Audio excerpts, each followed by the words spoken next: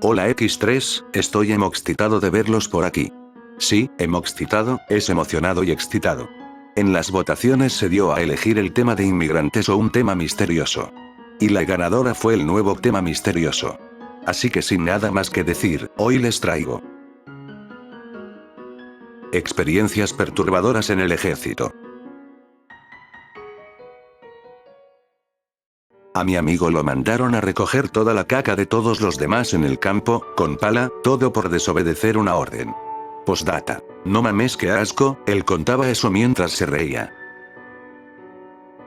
Un jalesillo me dijo que lo peor que le tocó vivir fue que iban en un convoy y su amiga iba en torreta, iban platicando de la vida y así cuando de repente su amiga cae al suelo, le metieron un balazo directo en la cabeza y no pudo hacer nada, se pararon y empezaron a buscar a los delincuentes y dice que no encontraron a nadie, después se supo que sin querer iban detrás de uno y pesado e hicieron eso para retrasarlos y el güey huyera.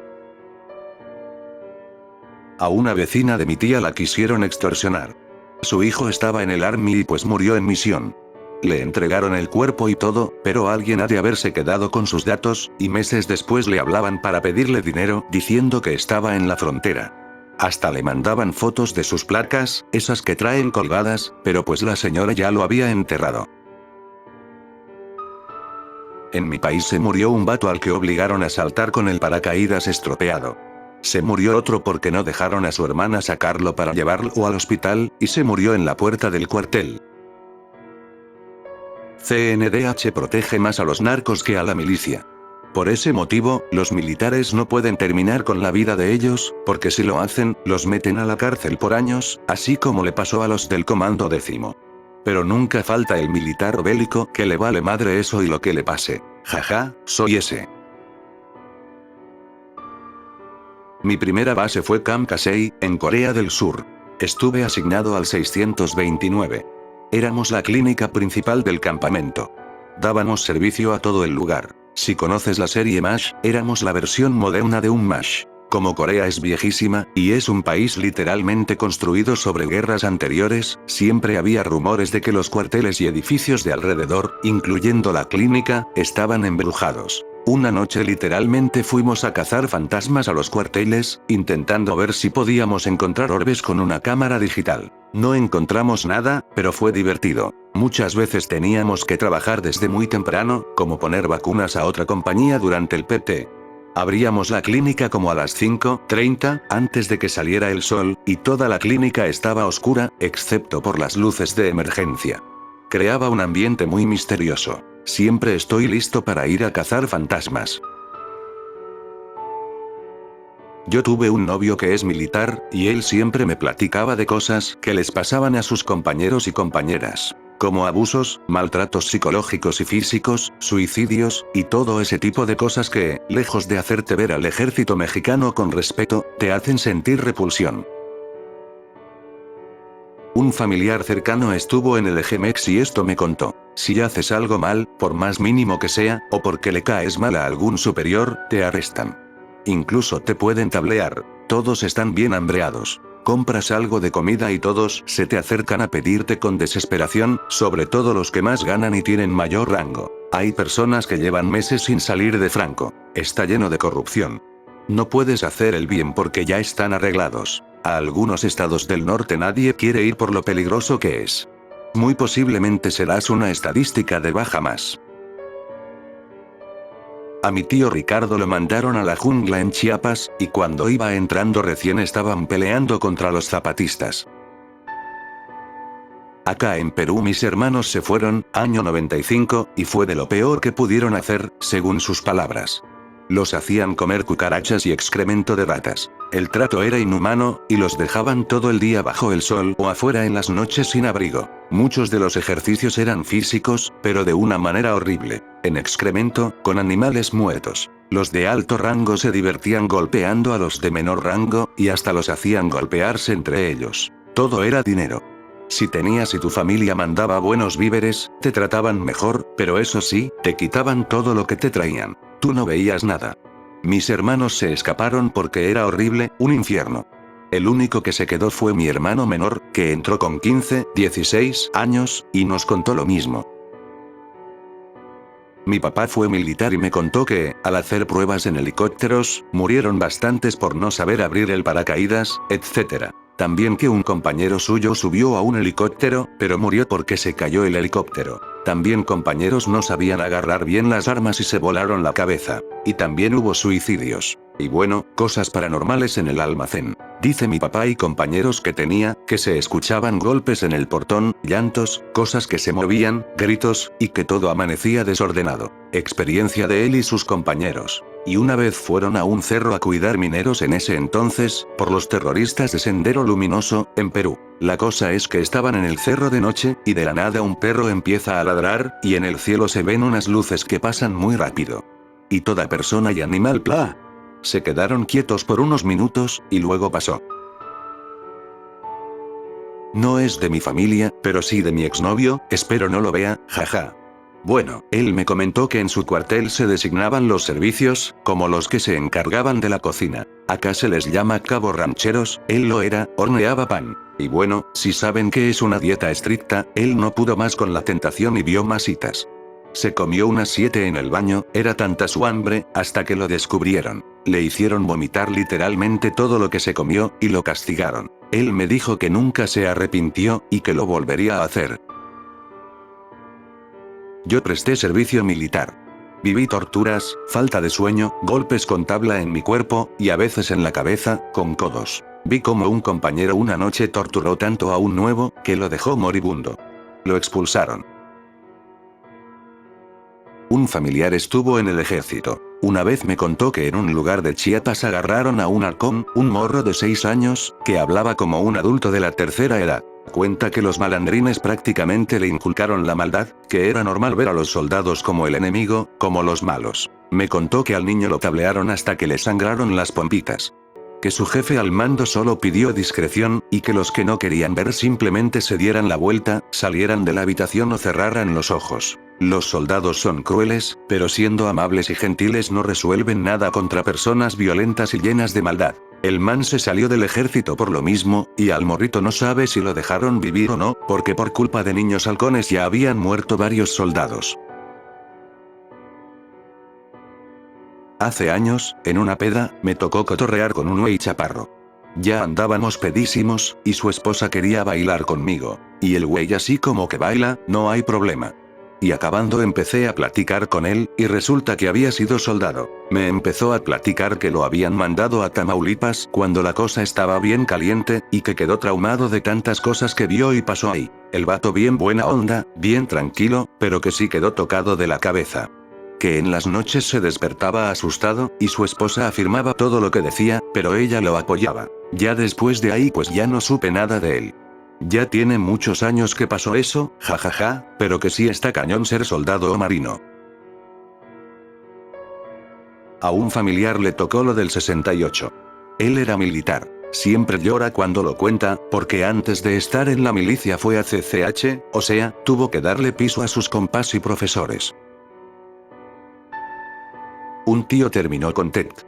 Después de su servicio, cuentan que su personalidad era como si siguiera en el ejército. Eso, y los ataques de ira de la nada, y un delirio de persecución. Estuvo en el Ejermex por esos tiempos, a inicios de los 90.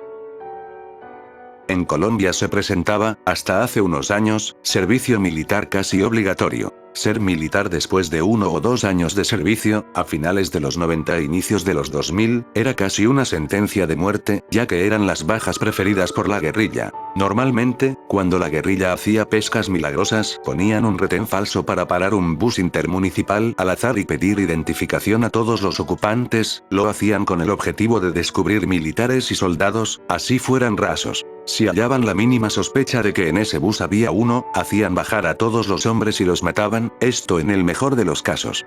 No solo la amenaza de morir a manos de la guerrilla estaba presente, sino también las secuelas psicológicas. Las imágenes que colocaban en el ejército sobre atentados y masacres como la del Salado o la del Aro dejaban a muchos soldados con estrés postraumático. Eso sin añadir el peligro de que a las familias de militares de alto rango podían secuestrarlos incluso en una vía común y corriente. Por eso se volvió normal llevar botas de caucho en los carros, para poder caminar por los montes cuando eran secuestrados. También, para evitar esto, hubo un tiempo en el que el gobierno otorgaba identificaciones falsas y pasaportes a los familiares.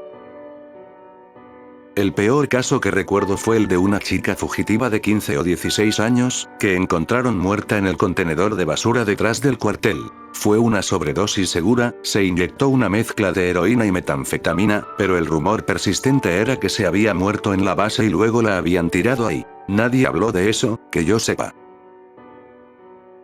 Pasé la mayor parte de mi carrera en los cuarteles. Los cuarteles están embrujados como la mierda. Suicidios, asesinatos, sobredosis de drogas, etc. Es como un cementerio en el que vives. Dejaron de dar las camas clásicas de lino blanco y solo dan camas azul oscuro, repelentes al agua, para que cuando la gente se muere, absorban la putrefacción humana. También es por eso que los cuarteles ya no tienen alfombra, solo baldosas.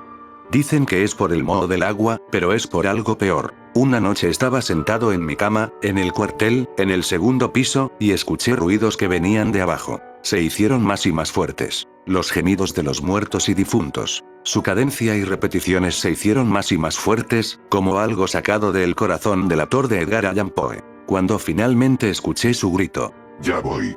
Esto sucedió varios días diferentes, generalmente por la noche. Pero una vez estaba durmiendo la siesta durante el día y me desperté con este evento. Eventualmente todo se detuvo y me fui de PCS. Nadie me creyó nunca que había fantasmas.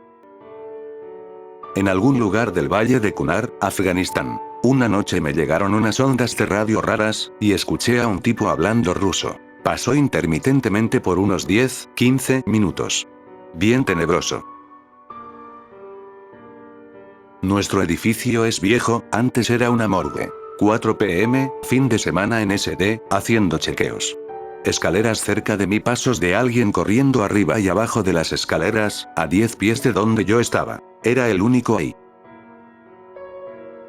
Guardia en un puesto de observación en la mierda de Irak, turno de noche. Estamos a 30 pies de altura en estas torres de concreto, justo en el borde de los muros. Empiezo a oír movimientos en la base del muro, llamo la atención de mi compañero, pregunto qué demonios pasa. Él tampoco sabe. Encendemos los visores nocturnos. Nada. Agarro la 240 con la mira térmica. No veo una mierda. Más ruidos, ahora gemidos suaves. A la mierda, llamamos al centro de operaciones. SOG, apunten el ojo de Dios hacia la torre 1, tenemos movimiento por aquí. El ojo de Dios tampoco ve nada.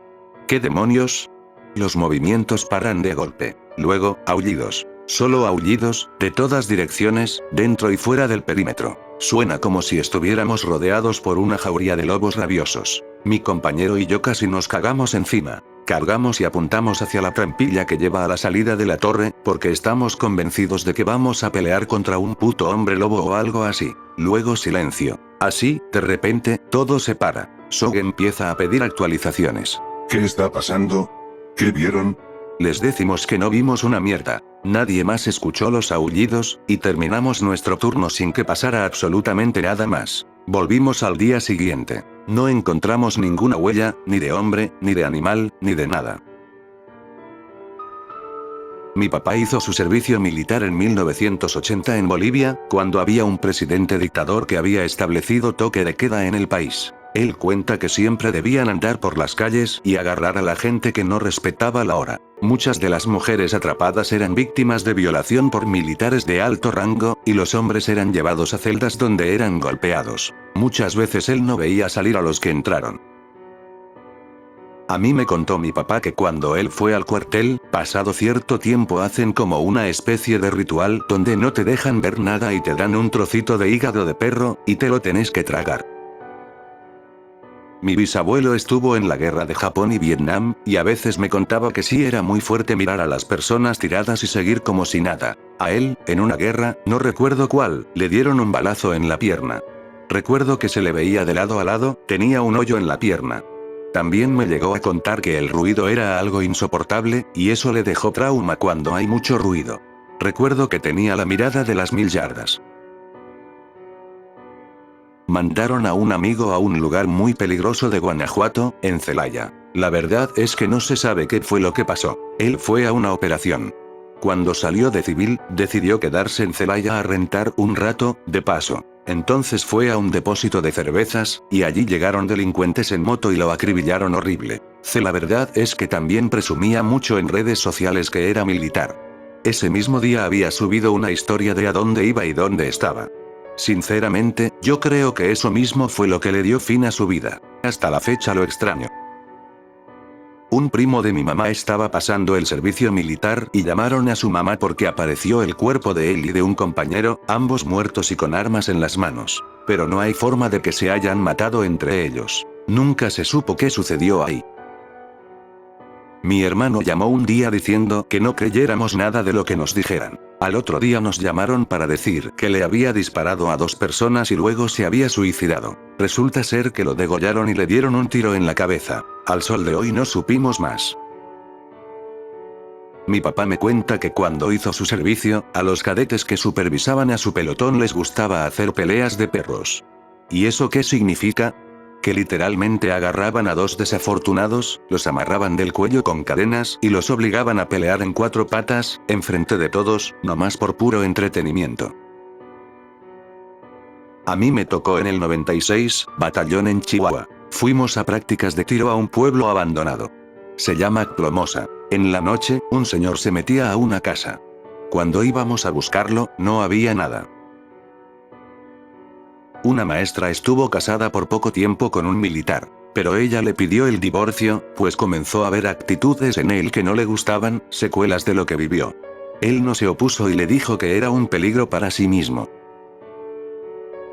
A mí, una vez prestando el servicio en una guardia en medio de la noche, un soldado me saludó, se prendió un cigarro, se despidió cuando alumbré con la lámpara, vi que la garita estaba sola.